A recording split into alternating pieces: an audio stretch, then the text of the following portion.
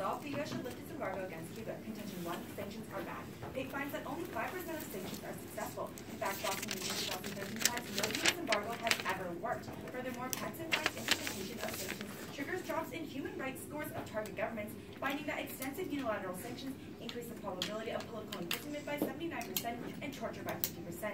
Wood 2008 finds countries are 14% more likely to increase repression after U.S. sanctions. Jury corroborates that after continued use of economic sanctions, they will increase the levels of political repression. Contention 2, human rights violations. There are 3 ways the embargo hurts human rights. First, through a lack of food and water. After the embargo, daily caloric intake of Cuban citizens dropped 33% within 4 years. Second, through a lack of access to medicine. Cuban physicians have access to under 50% of the medicine in the global market, and shortages led to a 48% increase in tuberculosis deaths and 77% more deaths due to flu and pneumonia within 4 years. Medical products produced outside the U.S. cost Cuba 30% more and require up to 400% higher shipping charges. UNICEF found this led to anemia affecting 37.5% of children in 2007, and third, paradoxically harms to U.S. citizens. While 500,000 children die annually from HIV in the U.S., Cuba developed a vaccine for it with a 99.7% success rate. Secondly, some 29.1 million Americans have diabetes, and up to 80,000 diabetics become amputees every year, over half of whom will die within 5 years of amputation. However, Cuba has produced a vaccine treating 160,000 patients in 26 countries, reducing risk for amputation by 75%. Contention 3, insolvency. Instead of furthering democracy, the embargo has legitimized Cuban dictatorship. By ending the embargo, we push Cuba towards democratization through 2 main ways. First, subpoint A, economic development. The embargo has cost the small island $125.9 billion, and due to this lack of trade, wages in 2014 were worth 28% of what they were before the collapse of the Soviet Union. Thus, there are 5 impacts of ending the embargo and opening Cuba up to a globalized market. First, a 2004 Cato study finds countries that are most open to trade are 3 times more likely to enjoy full civil rights and political liberties, and 9 times less likely to suffer from political tyranny. Second, a Boyd's 2011 Princeton study finds a 10% increase in per capita income translates to an increase of 0.02 in the index of democracy, showing a causal effect between income and democratization. Third, Caruso finds comprehensive unilateral sanctions on one country significantly disrupts trade for other countries, quantifying this as U.S. unilateral sanctions decrease international trade by 51%. Fourth, Goodliff finds when a state gains democratic trading partners, the state itself becomes more democratic, and this applies oppositely to trading with authoritarian countries. Due to the embargo, Cuba has been forced to trade with authoritarian countries such as Russia and Venezuela, and Cuba's trade with China has increased 57%. Fifth, Mansfield finds an inverse relationship between commerce and war. As trade increases, the chance of war decreases. Subpoint B, through internet communication. Less than 5% of Cubans have access to the internet. By ending the embargo, we help restore this access to Cuban citizens. There are 4 impacts. First, Georgia Tech researchers find the globalized market facilitated and accelerated by internet connectivity force governments to keep communication borders open and allow for a free flow of information, which is not seen in Cuba today. Second, their analysis shows a statistically strong correlation between levels of internet penetration and levels of democratization. Rand researcher Kenzie analyzed 144 nations and found internet is a strong predictor of democracy. Third, Bruce's findings support the importance of networks in the diffusion of democracy, as well as an improvement in human rights through the consistent positive correlation between civil liberties and digital access. And fourth, Deloitte estimates that the resulting economic activity from an increased access could generate $2.2 trillion in additional GDP and lead to more than 140 million new jobs. The World Bank finds a 10% increase in fixed broadband penetration triggers an increase of 3.19% in per capita GDP. The International Development Research Center finds local broadband availability can also improve a household's poverty status by 2.5%. Thus, Washington, I affirm.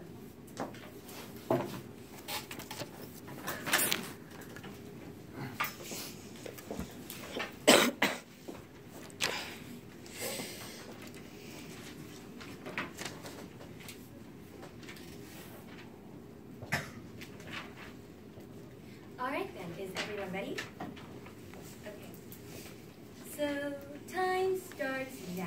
When again, the U.S. should lift its embargo against Cuba, we define embargo according to the U.S. Department of State as a comprehensive economic embargo in its current status. Observation: lifting the embargo will directly harm Cuban citizens in various ways. Framework: cost-benefit analysis. Contention 1 of inflation. Investment in Cuba will cause massive inflation due to the two-currency system. Stratford analysis says that Cuba's national economic regulations need to be adjusted as well before the island is ready to receive significant foreign investment from the U.S. Cuba has 2 currencies. the peso and the convertible pesos. Tourists have to use the convertible pesos, while Cuban citizens are only allowed to use the peso to purchase things. The problem is that there is no mechanism for the Cuban government to adjust the market to avoid this disaster, as explained by The Economist. Ever since Raul Castro took power in Cuba, there has been a hint that he wants to reform the island's centrally planned economy. But the changes he introduced have either been A, limited, or B, almost inconsequential. He has frequently expressed his exasperation for Cuba's chronic inefficiencies. Earlier this month, Fidel Castro himself let slip the Cuban economic model doesn't even work for us anymore. Impact. Stratford Enterprises tells us that the use of convertible pesos across the economy has caused significant distortions. Adjustments to the exchange rate will drive up inflation, making imported foods, which the island depends on, more expensive. Because of the influx of the convertible pesos that foreign tourists use, the currency will become devalued. When the Cuban citizens convert the now devalued convertible pesos into regular pesos, it will also become devalued, resulting in inflation that will harm every single one of the 11 million Cuban citizens who will be forced to pay higher prices for food. Furthermore, Saigon Times tells us that soaring inflation has adversely affects low-income families, especially those who depend on wages and social aid. Lifting the embargo will directly disproportionately harm the weakest of the Cuban people. So contention 2 is a corrupt regime. Up to 90% of the Cuban economy is state-owned, and Cuban business is dominated by the Secretary General. The reason for Cuba tells us that for 3 decades, Rodriguez has worked directly for Raul Castro. He's a gatekeeper for most foreign investors, requiring them to do business with his organization if they wish to set up shop on the island. If and when the U.S. removes the half-century embargo, it will be this man who decides which investors gets the best deals. Furthermore, the Independent American tells us that companies pay wages in hard currencies, but the government pays workers in Cuban pesos, then pockets 90% of the wages. 2 impacts. First, structural oppression. The U.S. News tells us that this is why decades of trade between Cuba and other market economies in Europe, Canada, Latin America have only made the Castro regime wealthier and not produced any promised political or economic benefits for the people. Second, the U.S. investment will reinforce Cuban military. Stratford Enterprises says that U.S. executive actions have the potential to dramatically increase the amount of money in the Cuban economy that would invariably increase the economic power of the Cuban FAR, who continues to rely on arbitrary detentions to harass and intimidate people who exercise their fundamental right. Furthermore, the Human Rights Organization tells us that officers virtually never present arrest orders to justify detention of critics. In 2015 alone, there were 6,200 reports of arbitrary detentions. The Cuban people will be even more repressed if the Cuban military strengthens. The Politico also tells us that senior FAR officers are in charge of tourism,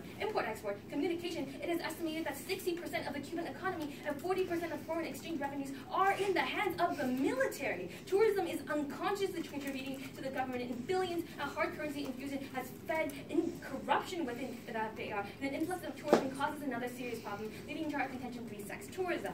So the worldwide U.S. citizens account for 1/4 of sex tourists, and lifting the embargo will certainly increase the number of tourists, according to Court's website. The Havana Journal tells us that Cuba has become an increasing destination for sex tourists, where AIDS have yet to become an uncontrollable pandemic. They also estimate that the total number of sex workers on the islands rises to 30,000 people. 2 impacts. First, countries with legalized prostitution are associated with higher human trafficking inflows, according to Harvard Law School. Second of all, the Political Bouillon tells us that with sex trafficking, there will be a higher problem, which is the black market develops, which is why on this side we negate.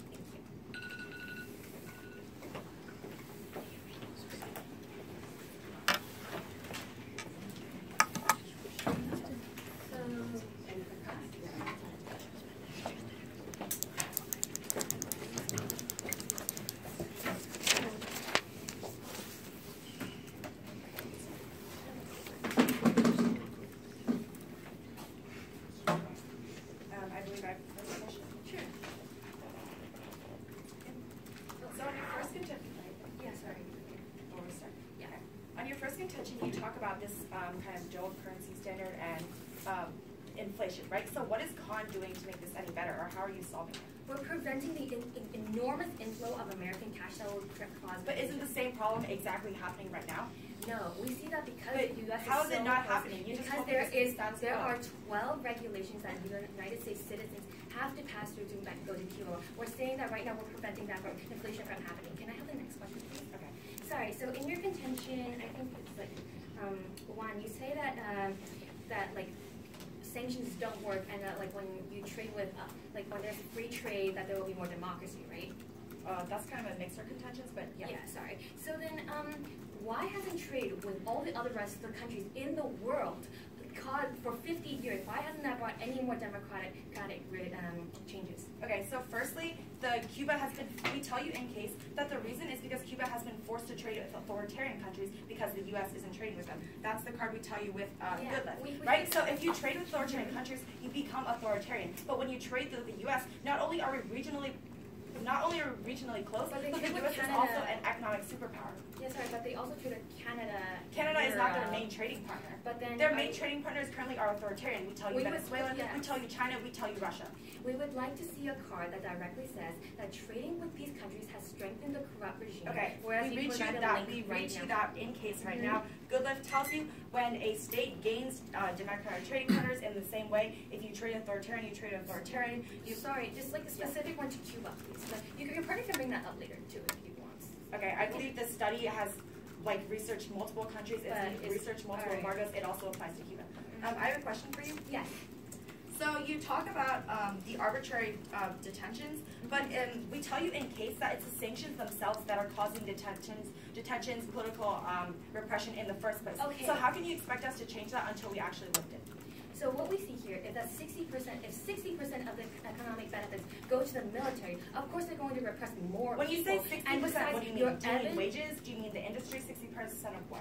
All right, we tell you in case that 60% of the economic benefits go to the Cuban FAR. Furthermore, we tell you 40% of foreign interests go directly to the Cuban FAR as well. And we see that and on how our does that side, not benefit the citizens? What if the government is spending the money on the citizens, for example, through healthcare, through education. Okay, yeah. So you say that healthcare and education. First of all, you bring us no breakdown of how the economy is spending its money. Are they spending 2% on healthcare and education? You don't give me any comparison. Which was, we actually show you that there's 60% going to the military, 40% foreign investment going to the military. How much is that gaining? Sorry. Well, in rebuttal, my partner is going to tell you about the private sector and how that's going to boom. So, on another topic, so you talk about tourism, but how is that a unique point? Should I answer or no? We'll just Okay, I'll be ready, press. Okay, starting. Yeah.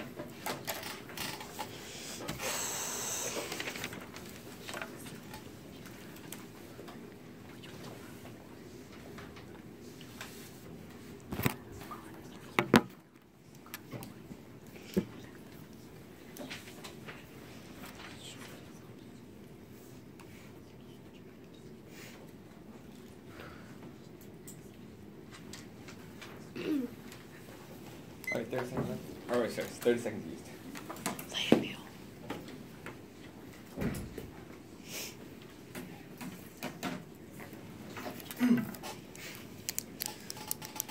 One's ready? Partner ready? All three judges ready?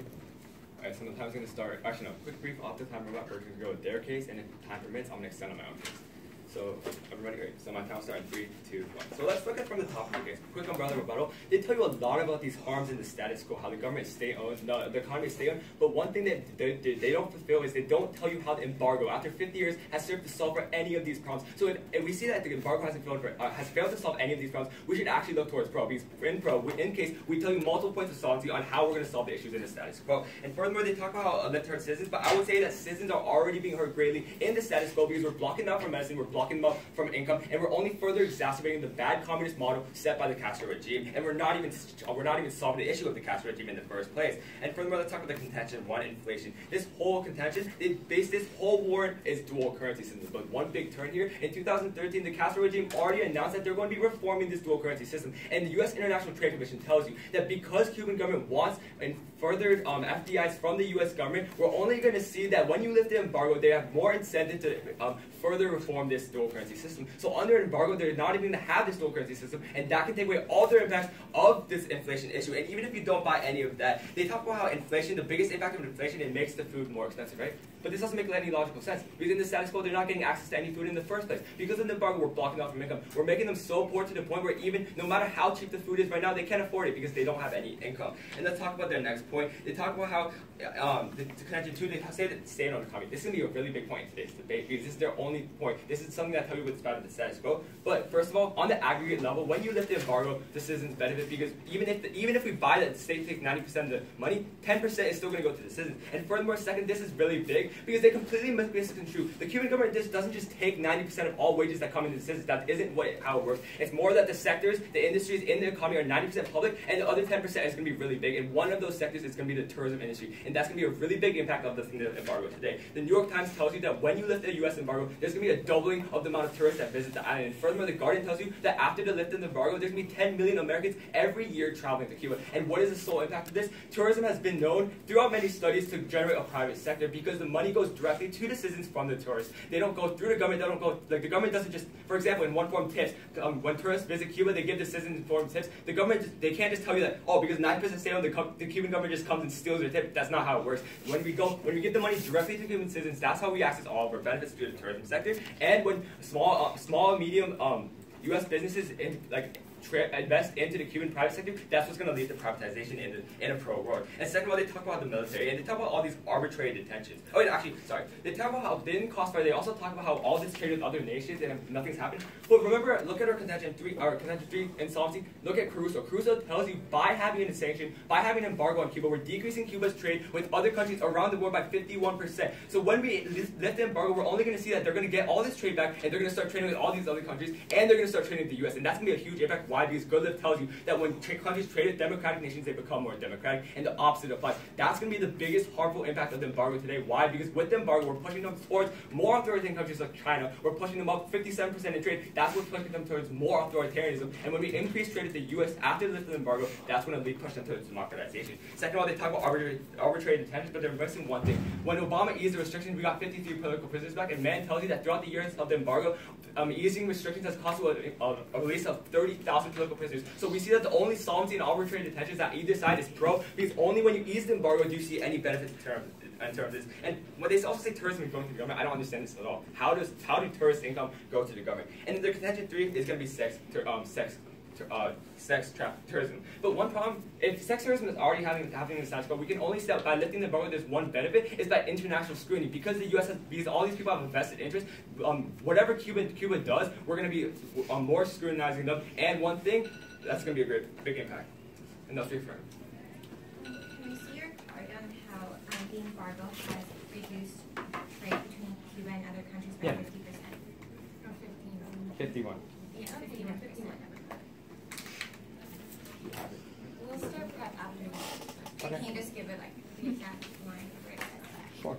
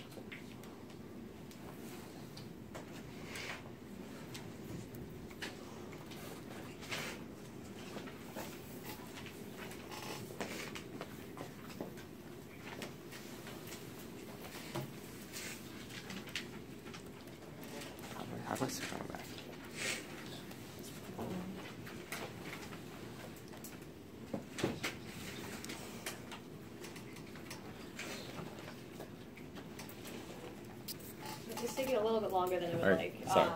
I'm not having Go it. ahead and start the crossfire. Right. Or do you have it Yeah. now? Or? Right here. This is the number. This is what it is. Alright, sorry. Target countries is right here. This is when they talk about target countries here.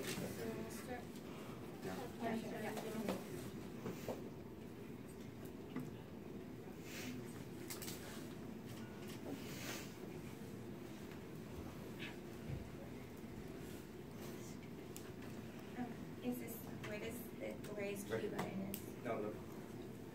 Sanctions, target countries, 59%. Higher without the sanctions, 51%. Right, but where is Cuba in They this? look at sanctions in general in every situation. Okay. So it's not Cuba, it's just sanctions. And sanctions, what's we have on Cuba? Sanctions. take some running from it. So time starts.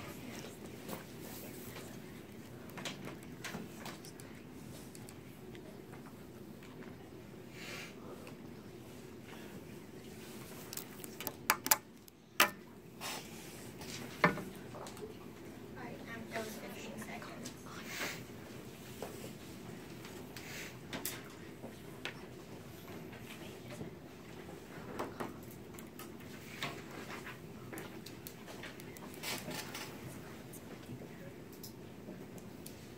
Okay, is everyone ready? Yeah.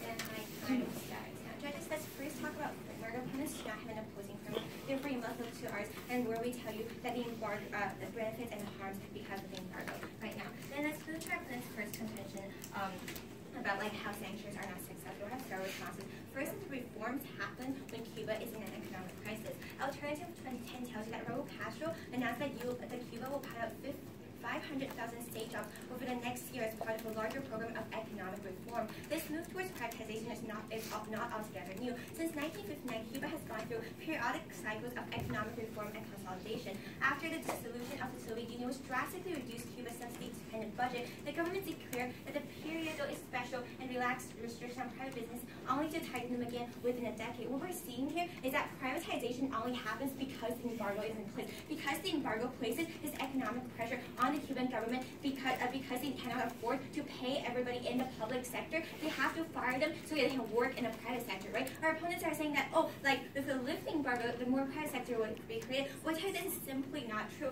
But furthermore, we'll tell you now is the best time to put economic pressure on Cuba because according to Sun Express 2016, President Raul Castro acknowledged that last week the crisis in Venezuela, Cuba's key ally and main trade partner, is having a negative spillover effect on the island's economy days after officials began energy-saving measures for the coming month. So what we're telling you here, right now is the best time to keep the leverage to put economic pressure on Cuba so there will be reforms, right? Our evidence from history shows you that when Cuba is in an economic crisis, they are making reforms. If we lift the embargo now and the Cuban government take all the money to solidify its power, no reforms, nothing will ever be made, right? So we think that keeping the embargo is the best leverage to make any reforms in Cuba. Now let's look into their second contention where they tell you like human rights and mostly it was on biotech, right? Our evidence tells you that U.S. already has access to Cuban biotech. On October 14, 2015, the U.S. Treasury Department official of Foreign Assets Control announced a lift in the medical embargo allowing U.S. medical centers to collaborate with Cubans in commercial as well as non-commercial research. This lift will also allow Cuban-developed pharmaceuticals to enter the normal FDA authorization process and be sold in the U.S. This is so important because we're telling you that without lifting embargo, we're already getting this benefit. And what the FDA approval is the drug that every single drug in the world, including the ones developed by U.S., has to go through, right? This Cuban drug is already in this FDA process, which means is that you will get all the benefits from this from Cuban drugs without lifting the embargo, right? Our opponents do not acknowledge that. And also their evidence in their first content about how 50 doctors don't have access to 50% of medicine is from 1997. We have the exact same evidence. This is outdated. Then let's look to their democracy point, right? They say that, oh, this is going to bring democracy to Cuba. We tell you that this is completely false because right now Cuba trades with every single other democratic country in the world. If they are trading with countries like Canada and countries in Europe, why haven't we seen any democracy happening in Cuba, right? If they're going to prove to you that democracy is going to happen, they must prove that why U.S. is so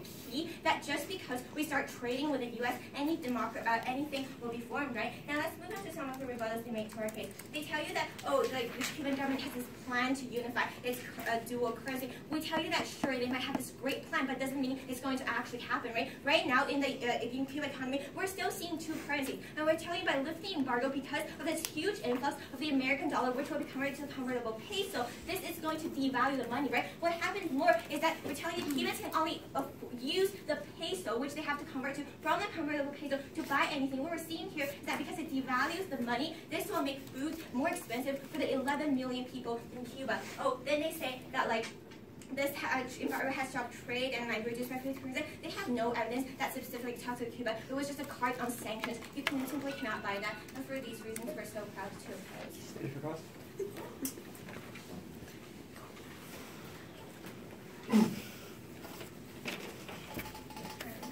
Yeah, I was wondering. Alright, so I got this question. Alright, so you asked in your rebuttal why U.S. is key, right?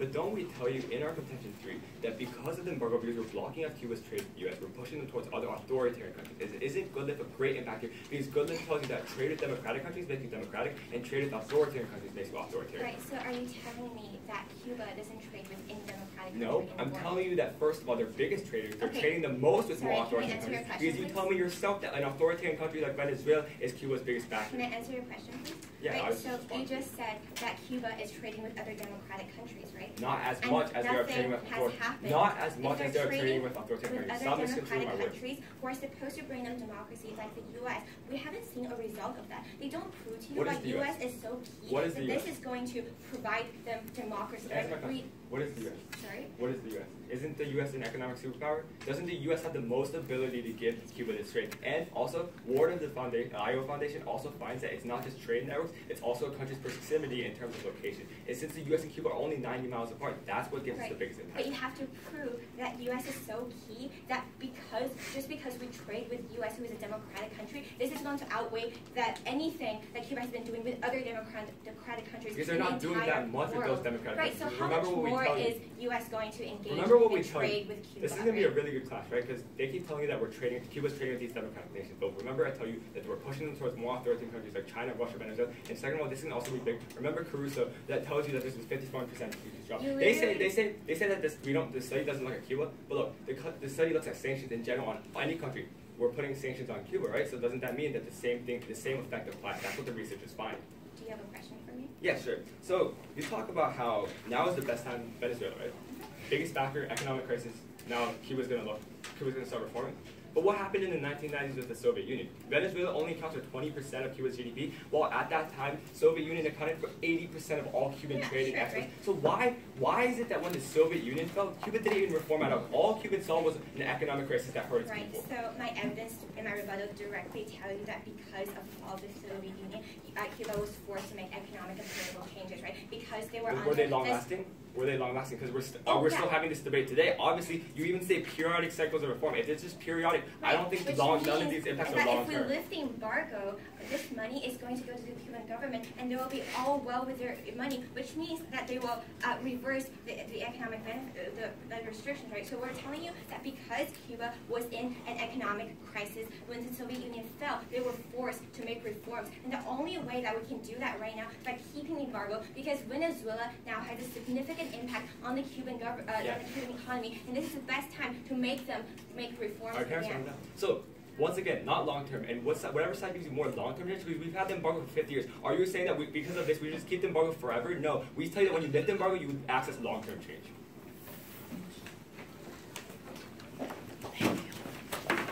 Alright, I think we'll run for it. 1 minute 30 seconds left.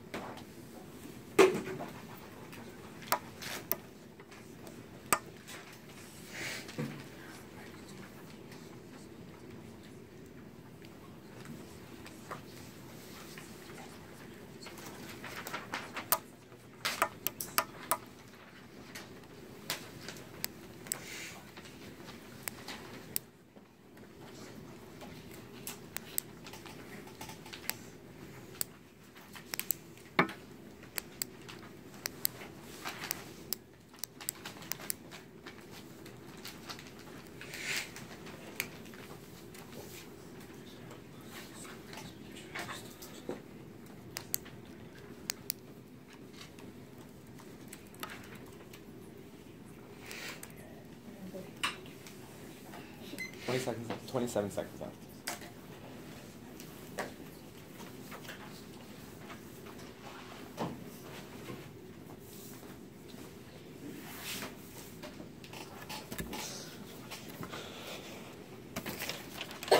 Alright, everyone's ready?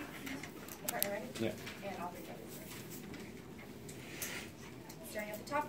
So we care about the democracy and human rights. That's what you're weighing first and foremost. We tell you the 2 ways for accessing democracy. First, through economy. They talk about how there's been some privatization, and that's exactly the turn that we have, because in the pro-world, that's exactly where you accelerate it. If Venezuela is collapsing, this is the optimum time where we can lift the embargo and see the most benefits.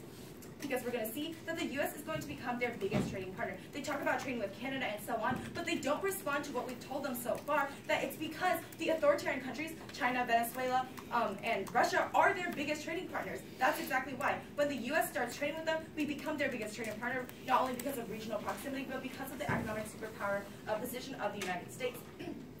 That's corroborated to exactly in good lift, which we've been extending through. You can extend that across your flow. It tells you when a state gains democratic trading partners, the state becomes democratic. And conversely, when a state trades with authoritarian countries, which is what's happening right now and which is going to continue happening in the con world, they're only going to maintain their authoritarianism. So we see that in another example is when the Soviet Union was 80% of their economy, they collapsed and they just turned to Venezuela. So they have no reason why in status quo they're going to turn to the U.S. And that's a very huge distinction between the pro and con world. They also talk about the conversion of the peso and how that's not benefiting the U.S. citizens. But we tell you about the unique benefits of tourism, which is a unique benefit of the pro world. We're giving money directly to the people. Why? Because they're bellboys, they're waitresses, to taxi drivers. That's not something that the state can control. That goes directly to the people and benefits them. And you can extend Boyd's, which tells you when you increase income, you increase democracy. So that's a direct link right there. You can also look that the tourism industry is expected to double when we lift the embargo, and that's going directly to the people. On the con world, they have no solvency for democracy. Secondly, on quality of life, we tell you about the 50% access to medicine. That's because the U.S. patents 50% of it. When Obama lifted it, that was not the 50%. They still don't have 50% because when you're easing something, you're not lifting the whole embargo. It's not going to change until we actually lift the whole embargo. They also look at benefits to U.S. citizens. Can we see your card about 50% medicine? Yeah. We want the year actually. Yeah, 2011. No, we want I the can year. tell you. I just want to know. Yeah. We want the exact card and it's like data. Just to be specific, so we don't want like the source citation, but mostly The year. Yeah. Okay. I understand.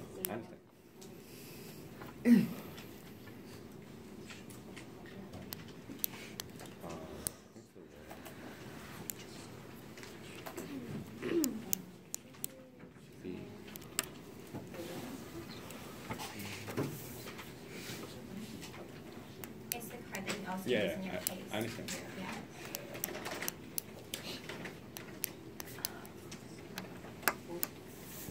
Yeah, cool. Wait, no.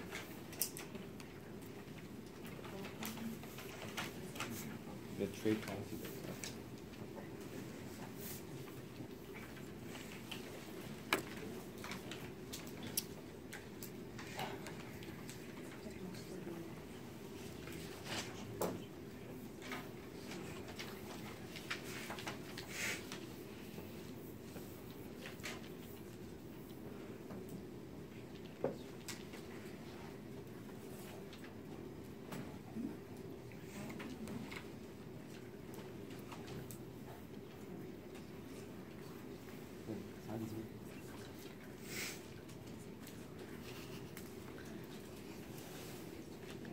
Oh, I think it's going to take us down. Do I just drop that point from the floor? Cross it out?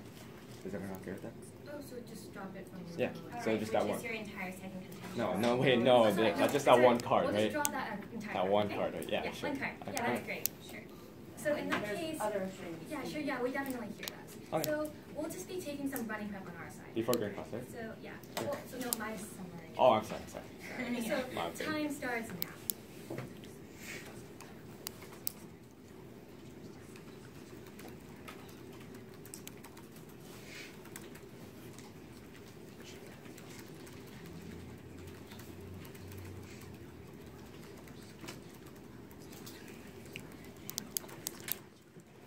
That was 19 seconds.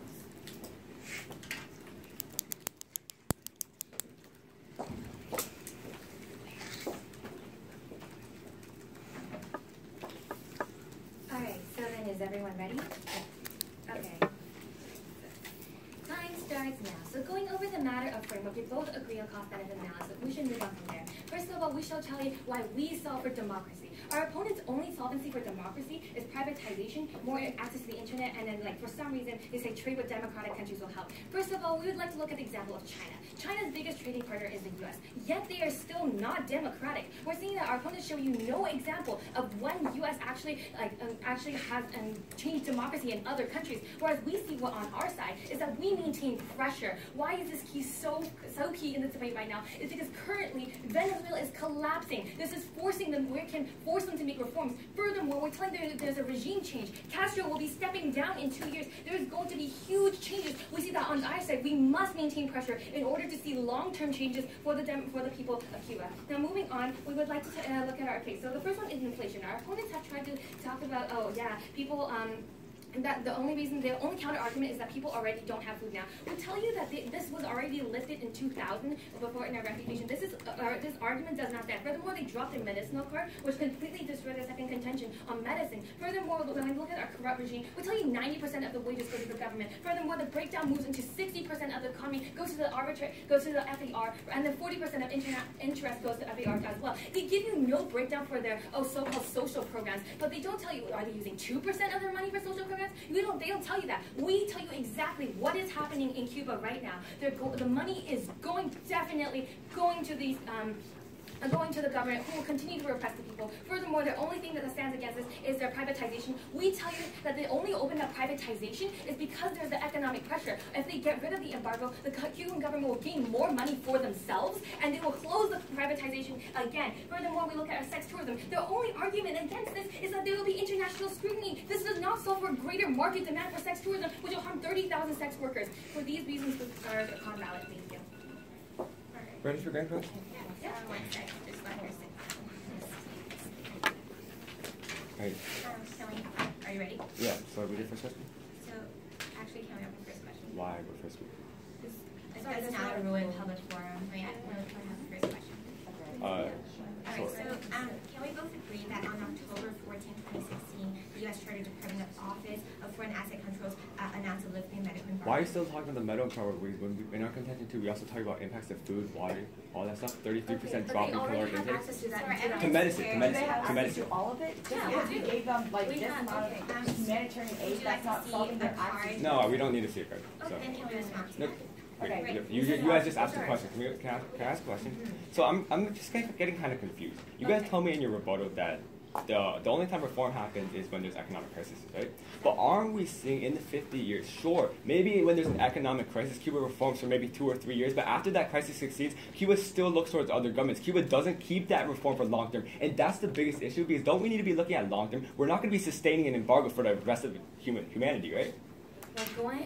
What we're arguing for is right now is not the right time to lift. Furthermore, how we're going to solve for the long term is that we're going to keep on pressuring them to make concessions Why are you going to until keep they pressuring become if more nothing has happened for democratic. 50 We years? tell What's you different? that it's very different context now. You cannot Why is it compare something from different? the 1970s is very different from 2017. Okay, can you tell me what exactly is different? All right, okay. You really want us to tell you? No, I no, have a no. summary. This We'll isn't- tell you this isn't- Venezuela and a change of government. Venezuela- Now, can we have a next No, but you part? guys haven't actually shown any results. You We say. already answered your question. Can we Oh, yeah, look at sure, another ask one? Sorry. Okay. So then, when you talk about arbitrary detention on your side, your card specifically, does it say Cuba? Which one? What are you talking about? So in your case, I'm just really confused why you keep looking at Cuba, because we tell you sanctions cause increased the thing probability. is because if our What's evidence, the difference if about our sa- evidence directly states Cuba, which it does, and your evidence talk about international affairs, what wouldn't, evidence- like, our evidence definitely? What evidence does you Okay. have directly talking about human rights violations? Because like, I that's actually have a specific card on Cuba that in 2015, arbitrary detentions went up to an all-time high and increased 315% from those levels at 2010. So we're not Because seeing there's any more benefit. money flowing into the government. No, wait. So under the embargo, I have a money. question. Wait. Under the embargo, money's still going to the government. We're saying that on our side is that like when Can we you just answer my see question? Yes or no? Is the money going to the government under the status quo with the embargo? Isn't that what you just said? from foreign countries, yes, but when Well, Yeah, US, oh, yeah. it will greatly increase So the you're spending saying, so power. we're agreeing that in the con world it's happening, then how are you making it any better? So No. I have a question to you about tourism Can we specifically, answer which you that guys, question, please? I mean, I feel like you just did. Okay, You so just on asked. tourism, so, like, I'm sorry, can you explain to me how money from tourism, like wages, or I'm sorry, tips to bellboys, to waitresses, taxi drivers, how does that go to the government?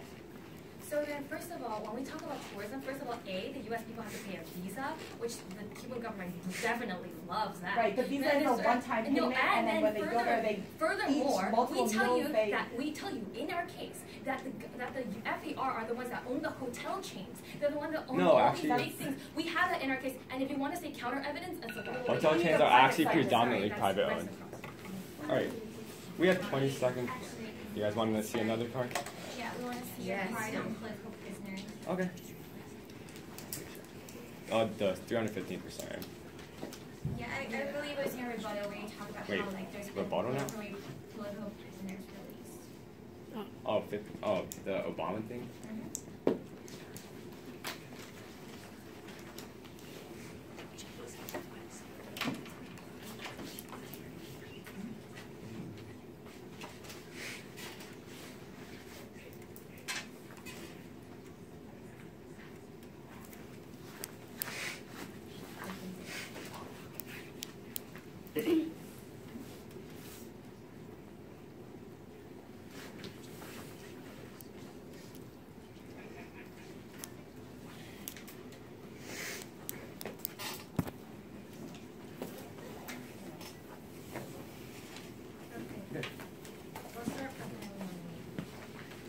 I mean, the title says sorry. Okay, so time starts now.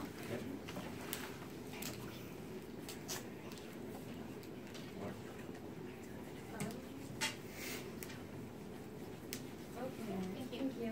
That was 11 seconds.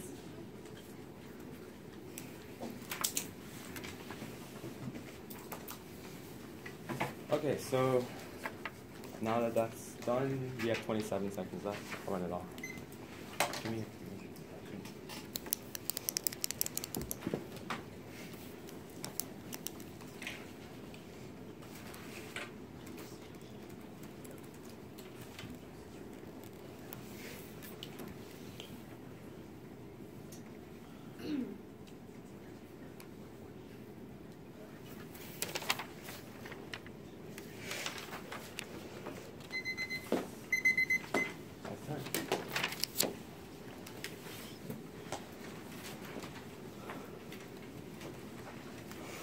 Okay, phone ready? Phone's ready. Judges ready? So time will start now. So let's remember, in terms of framework, we tell you throughout this round that we need to look at the actual long-term impacts. They can repeatedly talk about economic crisis, but remember what I keep telling you, none of these actual reforms have been sustained over a long period of time. Every time there's a crisis, Cuba has a crisis for a few years, they try to reform, they say they're going to reform, they don't actually reform, and then it just goes back to normal again. Embargo in 50 years has solved nothing, absolutely nothing at all, when you look at democracy and human rights. So the first voting issue is going to be the economy. The biggest argument state-owned economy against this, they never respond to 2 points. First of all, on the aggregate, citizens are going to see an increase in income, and then you can cross-apply extend Boyce, who tells you that increase in income leads to increase in democratization. That's a clean impact, terminal impact. You can vote around for pro just because of that, because we give you solvency on democratization by giving the citizens income. And second of all, which is to be really big tourism. We tell you that through tourism, through a massive influx, a doubling of tourism in just 1 year, we're actually going to see that this money goes directly to the Cuban citizens and cannot be taken by the government. Those are two great impacts. Remember, clean extend Cato, who tells you that free trade leads to less possibility of human rights abuses, which a clean drop throughout this round. And this is going to be a big thing because good life. Remember, we tell you that embargo pushes Cuba towards authoritarian countries. And even though they say, why is the U.S. going to increase this so much? We tell you through war that because they're in such proximity, those two things alone will mean that when the Cuba trades with the U.S., we're going to see all these democratic benefits. And then also, that's the second vote is going to be internet. Internet is clean dropped throughout this entire round. They never rebut our point when we tell you that only 5% of Cuban citizens have access to the internet, and they ignore Rand, Georgia Tech, who all tell you that internet is a strong predictor of democracy and it has causal relationships. So thus, at the very end, you can vote for pro just based on those two things, voice and internet, because we show you how we're actually solving for democratization in a pro world. Under the con world, in the past 10 years, the political score of Cuba has stayed constant and even dropped in 2016. And the third vote is going to be human rights. They drop text in jury who show you that sanctions are actually the things that cause human rights violations in target countries. And furthermore, they talk about inflation, all these things, but these are all outweighed because right now in the status quo, we're not giving them income, we're not giving them food. In no way is inflation going to hurt because we're going to be increasing their income in a great amount of percentage. And for those three reasons, you must affirm. Alright then, we will be running the rest of our prep, which is recording 45 seconds. Time starts now.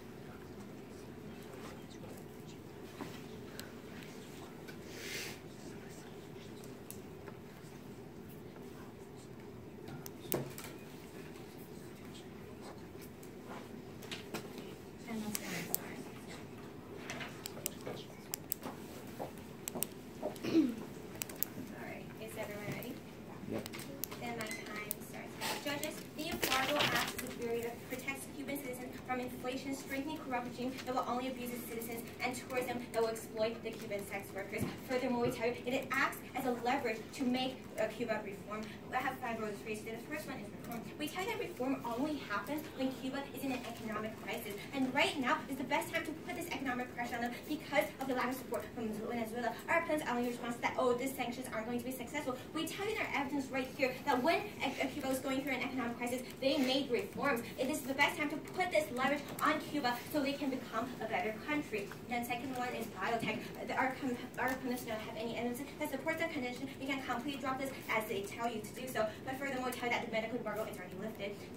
Third mode is inflation. We tell you that because of an influx of tourism will bring an excess of foreign currency into Cuba, this is going to cause inflation that will make food more expensive for the 11 million Cuban people. Their only response is that, oh, there's this great plan the government has to unify the currency, but that hasn't happened. If we lift the embargo right now, this money goes to Cuba. This will make lives worse for the 11 billion Cubans who cannot even afford to buy food anymore. Fourth mode is regime. We tell you that 60% of the economy and 40% of foreign investments go into the military. Our opponents respond to that by saying tourism will somehow benefit them. We tell you that tourism is the exact reason why this will happen. You can totally turn this against them because we think that the money that tourism brings into this country directly goes to the government who funds its military to oppress its people. They completely drop our point about arbitrary detentions, right? They tell you that, oh, this won't happen, but we tell you no, because this government is going to take all the money, put it into this military, and abuse its people. And that's the fast forward, it's sex tourism. We tell you that by lifting the embargo, we're going to hurt 30,000 sex workers in Cuba. They're only responsible with international scrutiny, which completely false. So judges, at the end of the day, this embargo is a barrier that acts to protect Cuban citizens. And for these reasons, you must vote on.